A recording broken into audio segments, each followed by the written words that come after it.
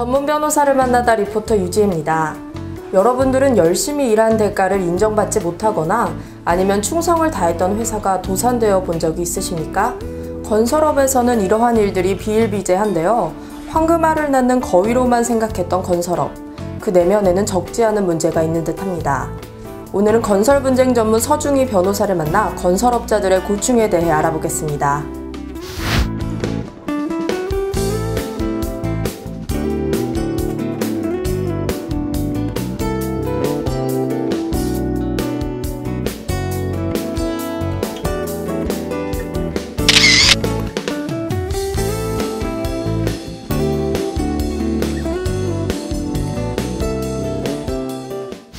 변호사님 반갑습니다.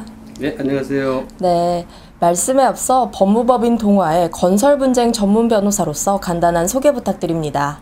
저는 주로 건설 분쟁 관련 소송을 맡아왔는데요. 공사 계약, 공사 대금, 토지 수용 및 보상, 하도급, 하자부수, 그리고 손해배상, 건설관계 보증 등과 관련된 사건을 맡아 처리했습니다. 주로 경제적 약자들의 편에 서서 사건을 진행하였습니다. 그리고 현재는 법무법인 동화의 구성 변호사로서 활동하고 있습니다. 네, 변호사님께서는 건설 관련 분쟁 소송을 주로 처리해 오셨는데요.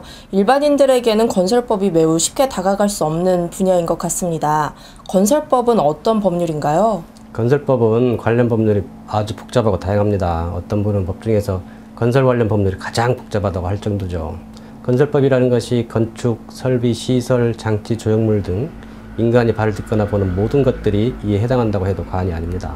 또한 건설은 장기간 시간이 소요되고 복잡한 공정과 공정이 있고 일의 생산활동 등의 특수한 이유로 법적 분쟁이 많이 일어나는 분야 중에 하나입니다. 건설법에는 건설업법, 건설산업기본법, 주택법, 집합건물법 등 건설과 관련해서 많은 법률들이 있습니다. 이 법률들은 기술개발을 촉진하고 공공복리 증진하고 공정거래 유지 등의 목적 또한 다양하고 복잡해서 건설법은 쉽게 적용 내릴 수 있는 법률이 아닐 만큼 복잡한 법률이라고 할 수 있습니다.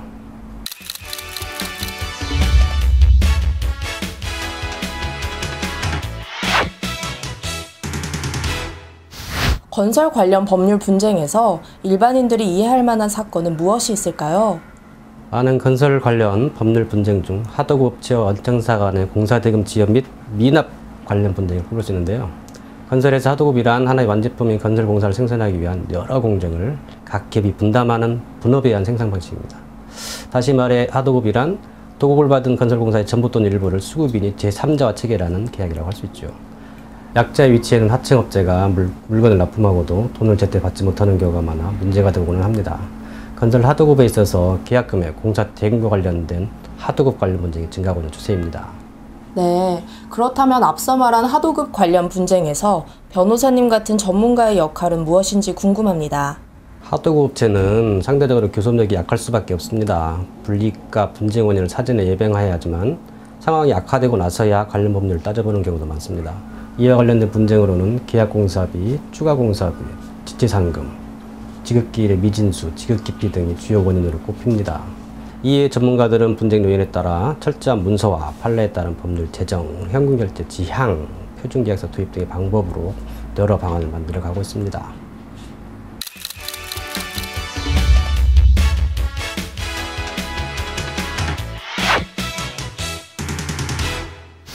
변호사님께서 맡아오셨던 건설 분쟁 중 가장 기억에 남는 사건은 무엇이었나요? 한 하도급업체가 공사 진행 중 제시된 공사대금으로는 공사 진행이 불가능할 것을 판단해서 원청사에 추가 대금 지급을 요청하였고 원청사 담당자가 이를 승낙했습니다. 그런데 공사가 마무리되자 원청사는 계약서에 없는 내용을 가면서 대금을 지급하지 않았죠. 결국 소송이 진행되었고 증인신문을 통해 추가 공사비를 지급하기로 한 사실이 인정되어 추가 대금을 지급받았습니다. 추가 대금을 지급하겠다는 문서를 작성해 두었다면 분쟁이 미리 방기될 사건이었습니다. 네, 마지막으로 건설법 전문 변호사로서의 소감, 앞으로의 계획에 대해 한 말씀 부탁드립니다. 저는 의뢰인과 소통할 때 투명성을 전제로 하고 있습니다. 직접 할 수 있는 일이라면 사건을 수임하지 않으며 승소하기 어려운 사건을 승소할 수 있다고 헛된 희망을 드리지도 않습니다.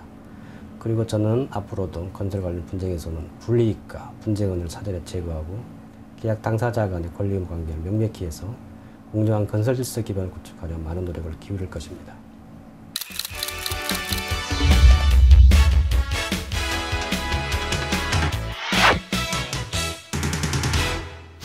부분은 사건을 크게 보면 민사나 형사로 나눌 수가 있을 것이고, 건설을 하면서 생길 수 있는 것이 이제 공사대금을 달라는 것이고, 그런 이제 민사 쪽으로 갈 것이고, 또 잘 안 되거나 그런 또 형사 쪽으로 갈 수 있습니다. 하나를 뭐 민사다 형사다 건설이다 이렇게 나누면 적절치 않은 것 같고, 문제가 발생하는 원인이 건설과 관련되어 있다라고 보는 것이고,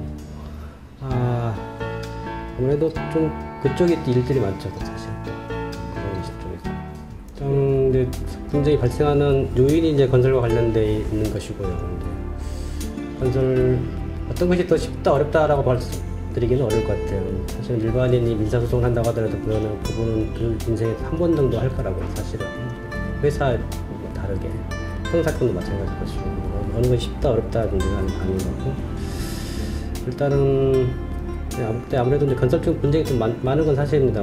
왜냐하면 조산도 많이 할 것이고 또 건축주가 항상 돈이 많이 드는 것도 아니어서 분쟁은 또 많이 드는 것이고 또 기간이 많이 걸리죠. 건설 분쟁이 하나의 분쟁으로 인해서 뭐 각종 부둔처분들이 많이 생기기 때문에 또 사건들이 연이어 일어나는 거. 변호사장 입장에서도 업무 처리해야 될 업무도 많아지는 것이고 그렇습니다. 또 전문가의 도움도 많이 나가게 되고 감정이나 그래서 가장 기본은 역시 뭔가를 가지고 있어야 된다는 증거 서류를 가지고 있어야 된다는 문서화할 수 있는 서류를 가지고 있어야 된다는 거죠. 만약에 그런 것들이 결국은 법정에서 가려질 텐데 그 주장만 있고 관련 주장을 뒷받침하는 증거가 있다고 한다면 그건 받아들여지지 않을 테니까 그리고 어떤 것이라도 함부로 버리지 말고 잘 모아놨어. 그걸 가지고 꿈의 일을 시작해야죠. 서류화가 가장 중요하다고 생각합니다.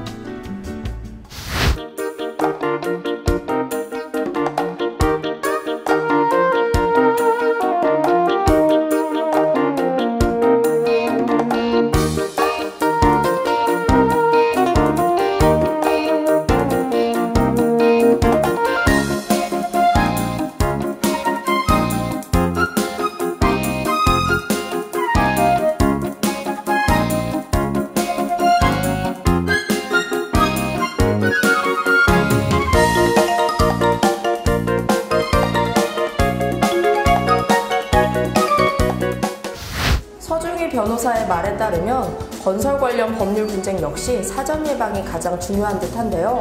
공정한 건설 법률을 위해서는 계약 당사 간의 철저한 문서화가 자리를 잡아야겠습니다. 전문 변호사를 만나다 리포터 유지였습니다.